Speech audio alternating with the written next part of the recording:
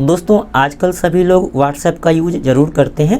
आप व्हाट्सएप के माध्यम से किसी को भी पेमेंट कर सकते हैं, किसी को भी पैसा ट्रांसफ़र कर सकते हैं। इसके अलावा कोई भी क्यूआर कोड को स्कैन करके पेमेंट भी कर सकते हैं।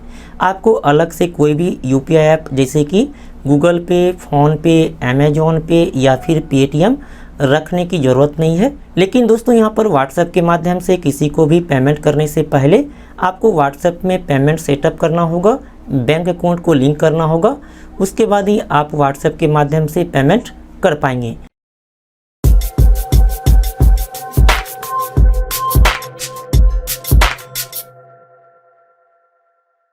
दोस्तों आप सबसे पहले व्हाट्सएप को ओपन कर लीजिए।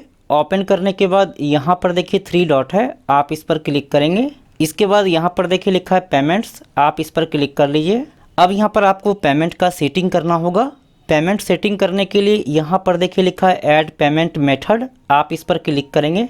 अब दोस्तों यहाँ पर देख सकते हैं बताया गया है कि आप लोग व्हाट्सएप के माध्यम से पेमेंट कर सकते हैं। इसके बाद आप यहाँ से कंटिन्यू पर क्लिक करेंगे। अब यहाँ पर देखिए बताया गया है कि व्हाट्सएप पेमेंट करने के लिए सिक्योर है। आपको यहाँ पर चिंता करने की ज़रूरत नहीं है कि आप यदि पेमेंट करते हैं व्हाट्सएप के माध्यम से तो यहाँ पर कोई भी सिक्योरिटी है या फिर नहीं है। तो यहाँ पर व्हाट्सएप में सिक्योरिटी दिया गया है पेमेंट को लेकर के। चलिए अब यहाँ से आप एक्सेप्ट एंड कंटिन्यू पर क्लिक कर लेंगे।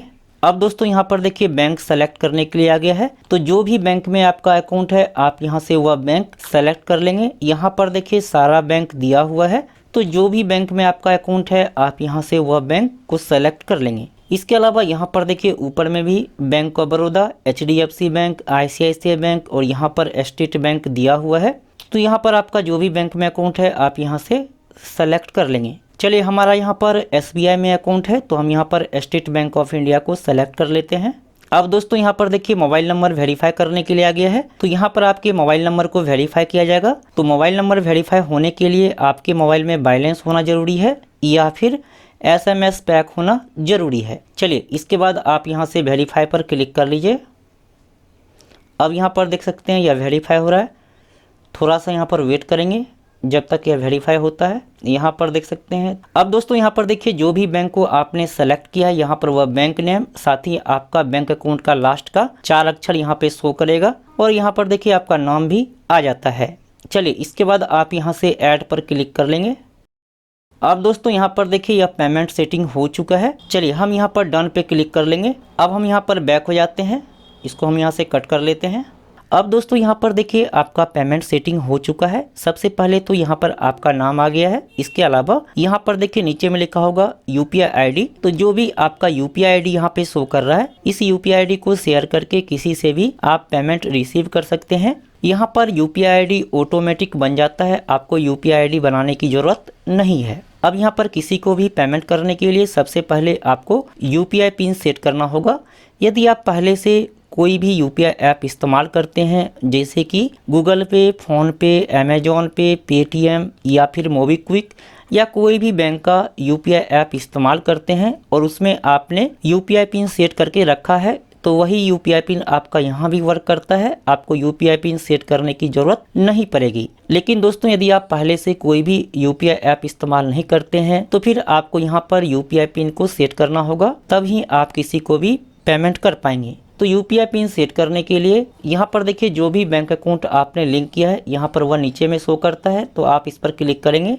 इसके बाद यहाँ पर देखिए लिखा है सेट यूपीआई पिन, आप इस पर क्लिक कर लीजिए। अब यहाँ पर देखिए आ गया है क्रिएट ए यूपीआई पिन। तो आपको यहाँ पर यूपीआई पिन क्रिएट करना होगा, यूपीआई पिन सेट करना होगा। तो आप यहाँ से कंटिन्यू पर क्लिक कर लेंगे। अब दोस्तों यहाँ पर आपको एटीएम कार्ड का डिटेल फिलअप करना होगा, जैसे कि जो भी आपने यहाँ पर बैंक अकाउंट को लिंक किया है उस बैंक के एटीएम कार्ड का लास्ट 6 अक्षर आपको यहाँ पर फिलअप करना होगा। इसके बाद यहाँ पे कार्ड का एक्सपायरी मंथ और ईयर फिलअप करना होगा। चलिए हम यहाँ पर डिटेल फिलअप कर लेते हैं। यहाँ पर एटीएम कार्ड का डिटेल फिलअप करने के बाद आप कन्फर्म पे क्लिक करेंगे। अब यहाँ पर आपके मोबाइल नंबर पर ओटीपी आएगा, तो यहाँ पर थोड़ा सा वेट कर लेते हैं। मेरे पास ओटीपी आ चुका है तो हम यहाँ पर ओटीपी को फिलअप करेंगे। यहाँ पर ओटीपी फिलअप करने के बाद नीचे में सेट यूपीआई पिन, तो आप यहाँ पर क्लिक कर लीजिए और जो भी आप यूपीआई पिन रखना चाहते हैं आप यहाँ पर यूपीआई पिन सेट कर लेंगे। जैसे कि हमने यहाँ पर स्टेट बैंक ऑफ इंडिया का बैंक अकाउंट को लिंक किया है तो SBI के बैंक अकाउंट का UPI पिन 6 अक्षर का होता है। पंजाब नेशनल बैंक अकाउंट का 6 अक्षर का UPI पिन होता है। इसके अलावा कोटक महिंद्रा बैंक अकाउंट का भी 6 अक्षर का UPI पिन होता है। तो यहाँ पर किसी किसी बैंक अकाउंट का 6 अक्षर का UPI पिन होता है और किसी किसी बैंक का 4 अक्षर का UPI पिन होता है। तो आप यहाँ पर UPI पिन सेट कर लीजिए, जो भी आप UPI पिन रखना चाहते हैं। दोस्तों आप यहाँ पर ध्यानपूर्वक UPI पिन सेट करेंगे, क्योंकि आप इसी UPI पिन के माध्यम से किसी को भी पेमेंट कर पाएंगे। चलिए हम इसके बाद इस पे क्लिक कर लेंगे। अब यहाँ पे है कन्फर्म UPI पिन। तो जो भी आपने UPI पिन सेट किया है फिर से आपको यहाँ पर टाइप कर लेना है। इसके बाद आप इस पे क्लिक कर लेंगे। अब यहाँ पर UPI पिन सेट हो जाएगा, थोड़ा सा यहाँ पर वेट कर लेते हैं। अब दोस्तों यहाँ पर देख सकते हैं आ गया है UPI पिन क्रिएटेड। आपका यहाँ पर UPI पिन सेट हो चुका है। डन पे क्लिक कर लेते हैं। चलिए अब हम यहाँ पर बैक हो जाएंगे। अब दोस्तों यहाँ पर देखिए हमने जो UPI पिन सेट किया है वह UPI पिन सेट हो चुका है। इसके बाद दोस्तों यहाँ पर देखिए लिखा है ऐड पेमेंट मेथड। यदि आपका एक से ज़्यादा बैंक अकाउंट है, यानी कि 2 अकाउंट है, 3 अकाउंट है, तो फिर आप यहाँ पर सारा बैंक अकाउंट को लिंक कर सकते हैं। तो आप यहाँ पर ऐड पेमेंट मेथड पर क्लिक करेंगे। अब यहाँ से आप बैंक सेलेक्ट कर लेंगे, जो भी बैंक में आपका अकाउंट है। जैसे कि हमारा यहाँ पर एक्सिस बैंक में भी अकाउंट है तो हम यहाँ से एक्सिस बैंक को सेलेक्ट कर लेते हैं। अब यहाँ पर देखिए बैंक अकाउंट आ चुका है। इसके बाद आप ऐड पर क्लिक कर लेंगे। अब यहाँ पर देख सकते हैं बैंक अकाउंट ऐड हो चुका है। आप डन पे क्लिक कर लीजिए। एक्सिस बैंक जो हमने इसमें लिंक किया है वह लिंक हो चुका है। तो हमारा यहाँ पर एक्सिस बैंक का UPI पिन सेट किया हुआ है, तो यहाँ पर UPI पिन सेट करने का ऑप्शन नहीं दिया है। तो इस तरीक़ा से आप यहाँ पर एक से ज़्यादा बैंक अकाउंट को भी लिंक कर सकते हैं। इसके अलावा दोस्तों हमने जो यहाँ पर सबसे पहले SBI बैंक अकाउंट को इसके साथ लिंक किया है, तो यहाँ पर देखिए लिखा है डिफ़ॉल्ट, यानी कि हम जो भी WhatsApp के माध्यम से पेमेंट करेंगे वह SBI अकाउंट से मेरा पेमेंट होगा। यदि आप यहाँ पर दूसरा बैंक अकाउंट को डिफ़ॉल्ट अकाउंट बनाना चाहते हैं तो आसानी से बना सकते हैं। अब दोस्तों यहाँ पर आपने जो भी बैंक अकाउंट को लिंक किया है आप उस पर क्लिक करेंगे तो यहाँ पर देखिए और भी ऑप्शन देखने को मिलेगा। सबसे पहले यहाँ पर देखिए लिखा है व्यू अकाउंट बैलेंस। आप इस पर क्लिक करके आप अपने अकाउंट का बैलेंस चेक कर सकते हैं। तो हम यहाँ पर व्यू अकाउंट बैलेंस पे क्लिक करते हैं। अब यहाँ पर आप अपना UPI पिन फिलअप कर लेंगे, जो भी आपका UPI पिन है। इसके बाद आप इस पर क्लिक करेंगे। अब दोस्तों देख सकते हैं हमारे अकाउंट में जो भी बैलेंस है यहाँ पर वह शो कर दिया है।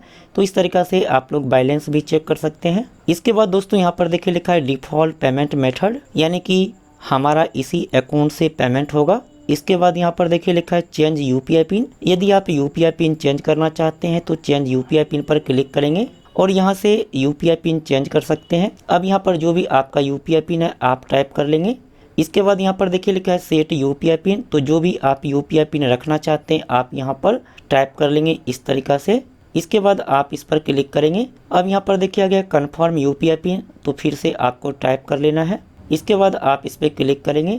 अब यहाँ पर आपका UPI पिन चेंज हो चुका है। अब दोस्तों यहाँ पर देख सकते हैं आगे है your UPI pin for bank account was change successfully. इस तरीक़ा से आप लोग चेंज कर सकते हैं। इसके बाद दोस्तों यहाँ पर ऑप्शन मिलता है आपको फॉरगेट UPI पिन। यदि आप किसी कारण से UPI पिन भूल गए हैं तो आप यहाँ पर फॉरगेट UPI पिन पर क्लिक करेंगे। इसके बाद आप यहाँ से कंटिन्यू पर क्लिक कर लेंगे। अब दोस्तों यहाँ पर आपको ATM कार्ड का डिटेल फिलअप करना होगा। जैसे कि यहाँ पर ATM कार्ड का लास्ट 6 अक्षर फिलअप कर लेंगे। इसके बाद यहाँ पर ATM कार्ड का एक्सपायरी मंथ और ईयर फिलअप कर लेंगे। इसके बाद आप यहाँ से कन्फर्म पे क्लिक करके दोबारा से UPI पिन सेट कर सकते हैं। यदि आप यहाँ पर एक से ज़्यादा बैंक अकाउंट को लिंक करते हैं तो यहाँ पर दूसरा बैंक अकाउंट भी नीचे में शो करता है, आप उस पर क्लिक करेंगे। अब यहाँ पर देखिए फिर से आपको वही सारा ऑप्शन देखने को मिलता है, लेकिन यहाँ पर देखिए लिखा है यूज एज डिफ़ॉल्ट। आप यहाँ पर दूसरा बैंक अकाउंट को भी डिफ़ॉल्ट पेमेंट मेथड बना सकते हैं, यानी कि जब भी आप WhatsApp के माध्यम से पेमेंट करेंगे तो आपका यहाँ पर दूसरा बैंक अकाउंट से पेमेंट होगा। तो हम यहाँ पर मान लीजिए इसको सेलेक्ट करते हैं। तो अब दोस्तों यहाँ पर देख सकते हैं payment method set as default, okay. अब यहाँ पर हमारा एक्सिस बैंक अकाउंट से पेमेंट होगा। अब देख सकते हैं यहाँ पर लिखा गया है डिफ़ॉल्ट।